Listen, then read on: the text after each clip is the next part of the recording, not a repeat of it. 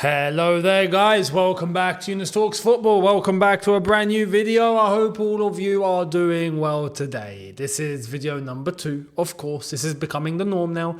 I think for the rest of this month and the next month into August, I think this is going to be the norm, so get used to it. And to make sure you don't miss out on all the content as it does drop, make sure you're hitting the subscribe button if you somehow haven't done so already, and hit the notification bell to be notified once I've uploaded.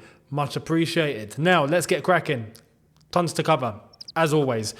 Starting off at home, of course, and a certain player, a certain English player, a certain English Cobham player, yeah, you all know who, Conor Gallagher, looks like he could be on his way out. We get into the details. Here's the latest around Conor Gallagher. Chelsea want more than £50 million for Conor Gallagher. Atletico Madrid appreciate him, but will not pay that fee. Aston Villa and Tottenham are also interested. I got to be honest here. No one's paying that fee. Over 50 million, no one's paying that fee. But I got to be real and I got to be honest. And you know me, I don't beat around the bush. I'll tell you exactly what I think and what I feel.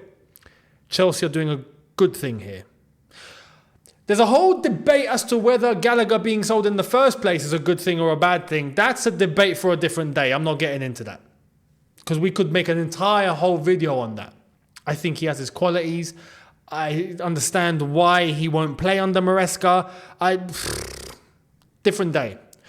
But Chelsea setting the bar at over 50 million means that the compromise is going to come at a fee that many will be like, oh, you know what? Yeah, we'll take that. In the same way that we took what we took for Kai Havertz and we took what we took for Mount, we will take what we take for Gallagher.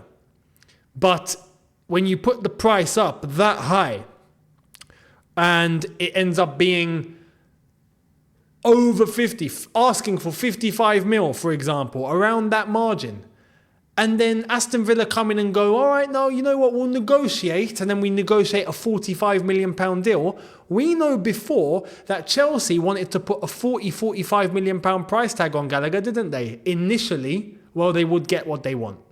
That's how business works. So on a business level, I'm saying, on a business level, strictly business, we're talking money here. Forget football. Money, this is a good thing. Football, as I said, whole debate for a different day. I'll tell you briefly how I feel. I would love to keep Gallagher. I think, and I've said this before, as a squad player, brilliant. He possesses some attributes that you need in a team. I honestly think that we will be lacking certain things without him there. But the midfield with Maresca is going to be clear. We are going to try and shoehorn Lavia, Caicedo, Enzo. It has to work. And then Palmer is going to fit into that, or one of them will make way for Palmer to come central, or however it's going to happen. Because Maresca's going to be playing, I think, what he's done before and what I think he's going to do, is play with 2 8s and a 6, and that 6 is going to be supported by an inverted fullback. That's how he ends up with a 4. 2 and a 2, so that box midfield with an inverted fullback coming in to provide that fourth option, that fourth man. So 2 8s, well, it's going to be Enzo Caicedo. But if we have 2 8s, we're not going to have a 10, unless if we don't have wingers and we play with 2 strikers. There's a whole thing about how this is going to work. We'll get to that once we get to know more about Maresca, and once he's actually even arrived at Cobham. He's not arrived at Cobham. We don't actually know what he's actually going to do completely yet. So we'll wait and see. Now, there's more on Gallagher. Why Gallagher contract has been run down, Chelsea sporting leadership and ownership have not been convinced he should be integral to their long-term midfield plans. That's come from Liam Toomey at The Athletic. I got to say, at least this is honest. This is honest. It's true. They don't see Gallagher as someone that we absolutely have to keep. And it's clear that the ownership and the directors are not really bothered about having him. They're seeing an opportunity here to make money, and they're going to take that instead of keeping the player and keeping his qualities. They value the money more. If Gallagher was blockbuster, I'll give you an example, right? Reece James. imagine Reece James wasn't injured and he was playing and he's just killing it. The club would be mental to sell him. Gallagher isn't in that bracket because he fits a certain profile. He fits a certain way. And he does have attributes that I would love to have in a team. And he's proven that this past season. But with the way that Chelsea want to move forward, this ownership and these directors, the way they want to move, it's true. It does not suit Gallagher. Now, is that direction correct in the first place? Like I said, it doesn't matter if we think it is or it isn't. It has to be. Chelsea ain't got a choice now. It has to be correct. Your backs are against the wall. This season, we must get top 4. We must win the Conference League, because if we don't, we're just a joke. That's the only reason why I say we must win the Conference League. Because if we don't, we're just ridiculous. But top 4 is a must. You don't get that, I'm sorry, everything's failed. And everyone can now agree with that, which is what I said earlier on. So our opinions really don't matter. It's about the way that we're going to deliver. End of story. So time will tell whether all this will be the correct decision. And we'll see how Maresca is going to set the team up and the way that he's going to get things in order and who is he going to utilise and all of that. That's going to come with a bit of time. So let me know your thoughts down below in relation to Conor Gallagher. Let's move to the latest in relation to a couple of other of our players. Chelsea have officially blocked Mudryk and Enzo Fernandez from attending the Olympics. Great decision. Now, some people are still, like I said, I respect people's opinion, but I want to address it. Some people think that, no, you should go and play for his country. We have to be honest here. The Olympics is an under-23 tournament. Enzo's got to go and play Copa America anyway, right? And on top of that, we got a new head coach that needs to understand all the players, and the players need to understand him. We can't be running the risk of just not even having any chemistry or cohesion between coach and some of the players, but on top of that, risking injury. For what? An under-23 competition? I understand it's their country, but realistically, these are international players now. They're not youth international players anymore. Enzo and Mudryk play for their countries. Enzo's a World Cup winner. He doesn't need to prove anything for a gold medal. Mudryk, he plays for Ukraine. You're one of the main men for Ukraine. No need to go play for the Olympics. No need. So, good decision. And we'll see exactly how it's all going to pan out into pre-season. There's not actually that long until pre-season begins. So it's a short holiday. And hopefully everyone comes back injury-free. Now, someone that doesn't need to come back, period. Forget being injured or injury-free, just period, is this guy. Chelsea insist they have no plans to loan out Romelu Lukaku as things stand. Chelsea are also aware of Napoli interest with Antonio Conte as new head coach, as initial approaches already took place. £38 million exit clause available for any club interested in Lukaku this summer. That's from Fabrizio. Cheers for the brief. Thanks for getting the word out. It's got to be done. Conte officially signed his contract with Napoli today. He was pictured with ADL. Good old ADL. An old mate of ours, if you remember. We dealt with him. He was horrible to deal with. But Antonio Conte has joined Napoli. He clearly wants Lukaku. Come and get your man, please. Please come and get your man. Now, Lukaku spoke. Of course he did. Of course he did. When does he not speak? It's the best thing he can do. This is what he said. Anderlecht, that return will certainly happen. Much sooner than you might think. I miss my mother, my children. I left my country at 18. I got to be honest. For this, I respect him. I respect him on this. It's not easy. Leave your country, leave your family, leave everything at 18, and he's not been back.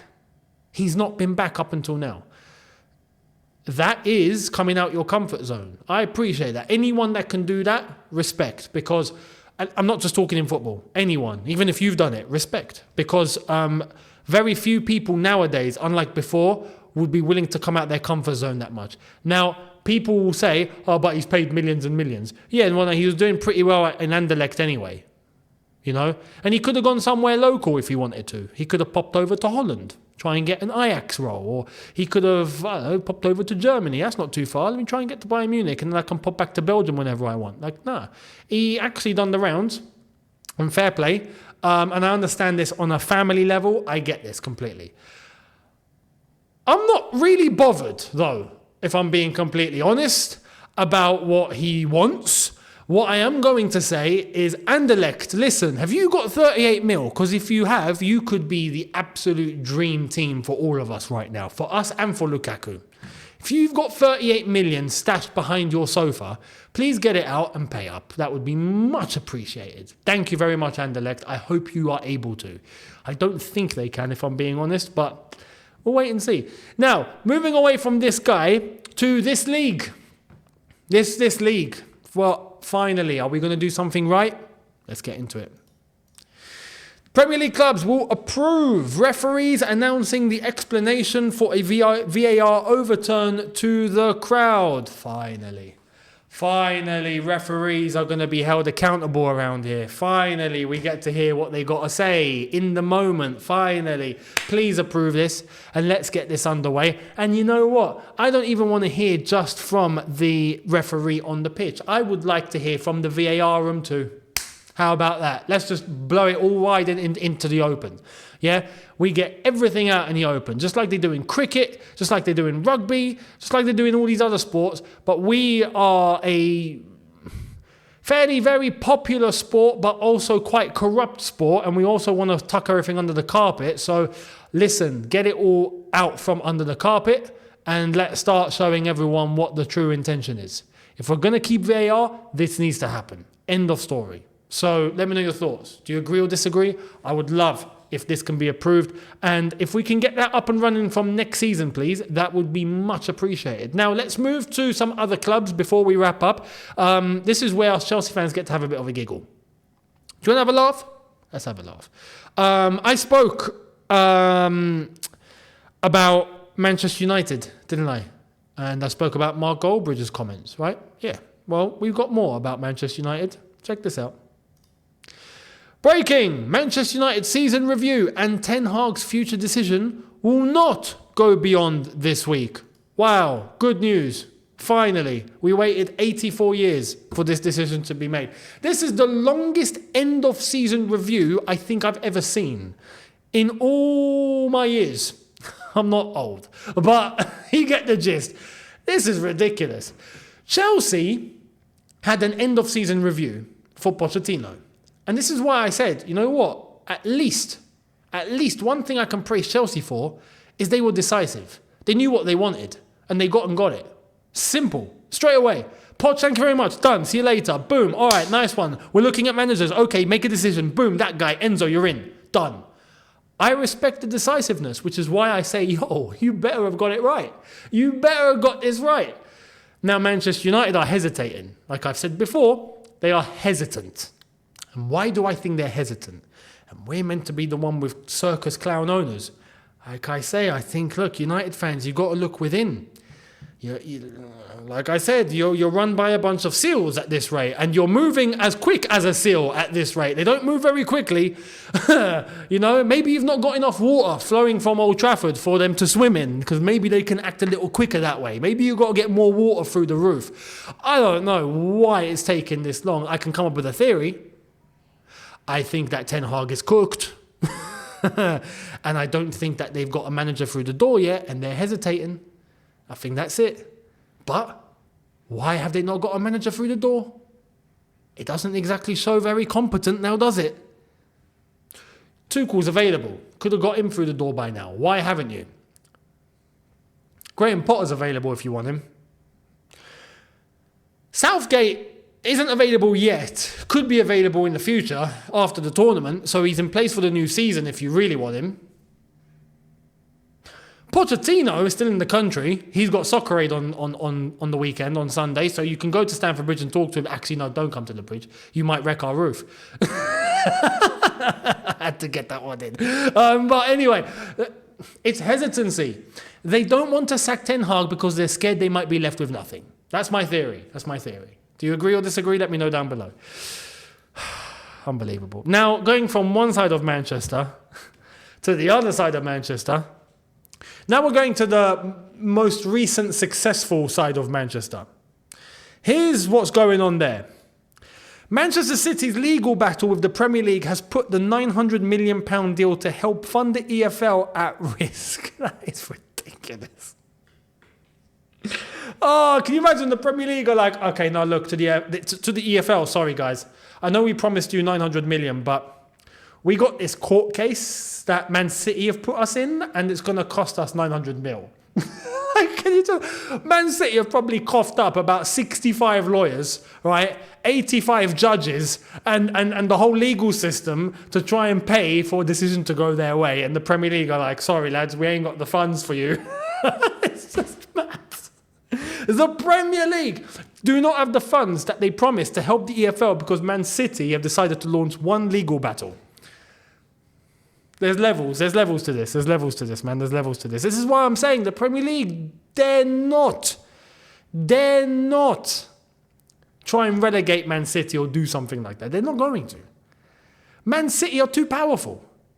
And why are they powerful? Look at their owners. They've got the UAE's finest. Listen, let me tell you, this is why I wanted Saudi owners at Chelsea. Yeah? Let me just go all the way back. This is why. They don't care about money. Saudis, Emiratis, Qataris, Omanis are up and coming. Bahrainians, Kuwaitis. They don't care about money. They've got the money. They don't need to know about money. They want power. They want to be number one. They want to be the best. And they don't want anything interrupting that pursuit. If it means that they've got to cough up $1 billion by tonight, Habibi. He doesn't even need to say anything on the phone. He just needs to make the sound of clicking his finger on the phone, and the geezer on the other end will go, no problem. Hey, transfer 1.2 billion. Easy. They want to be number one in everything. This is why I wanted the Saudi owners. Because you just knew we would be hitting levels. And maybe in the future we will. But Man City going into a legal battle with the Premier League, this is why the Premier League they're not powerful enough to beat these lot. They're not. Now, there's one condition here. Unless if Man City have actually done something that is indefensible, where the law is the law and any lawyer in the world goes, I'm sorry, I can't do anything. You've screwed yourself. Like, if they've done something like that, then fair enough. The legal system will beat City, not the Premier League. But we'll see what happens. Let me know your thoughts. Crazy amounts of money being chucked into this legal battle now. It's going to be an interesting state of affairs. Let's go to Real Madrid. They've just signed Mbappe, and now I saw this today. This is from yesterday, but I have to bring this up. This is getting ridiculous, guys. Understand Real Madrid are still working on Alphonso Davies' deal, as new contacts took place this week. Buying new contract proposal still valid, so it's up to Alphonso now. Accept it or leave. Real won't pay rumoured €50 million fee, only on favourable conditions.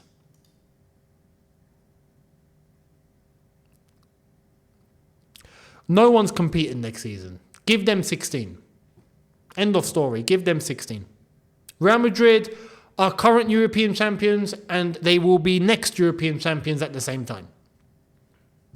If they get Alphonso Davies as well, come on, man. Like, you got the entire attack stacked up, and what? Now you're going to stack up the whole defence too? Like, give us a chance, man. Give all of us a chance. And they're saying to Bayern Munich, we won't even pay 50 million, yeah? We're not going to do it. But you just know Alphonso Davies is like looking at Real Madrid going, oh my God, no, I need to go to this football club. Come on. It's going to happen. It's going to happen. We'll wait and see what happens. We'll wait and see. Do you think he'll end up at Real Madrid? Let me know down below. Now, there was a blunder by ESPN, and I think by, is it Rob Dawson or some journalist? This happened. Ole Gunnar Solskjaer is close to becoming the new manager of Besiktas. Turkish football spicing things up with the managerial market. And then we got to bring it all to a halt. Straight after that, Besiktas announced that they hired this guy instead. Giovanni Van Bronckhorst has just signed in as new Besiktas head coach. 2-year deal. plus option until June 2027 for Gio at Besiktas. Van Bronckhorst was a top player. Top player, yeah? We all remember his time at Arsenal, his time for Holland, etc., right? Now he's a manager of Besiktas.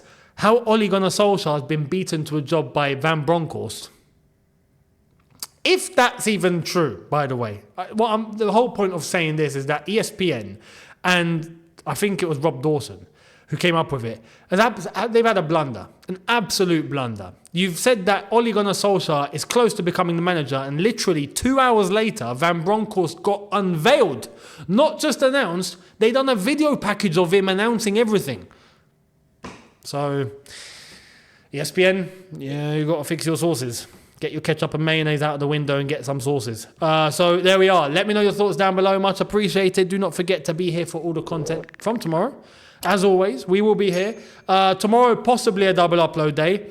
Friday and onwards, definitely. But I will keep you guys posted. Make sure you're hitting the subscribe button and the notification bell to be notified once I've uploaded. Check out the socials on screen and in the description. I will catch all of you tomorrow. Have a good one, people. See you lot then. Take care and peace.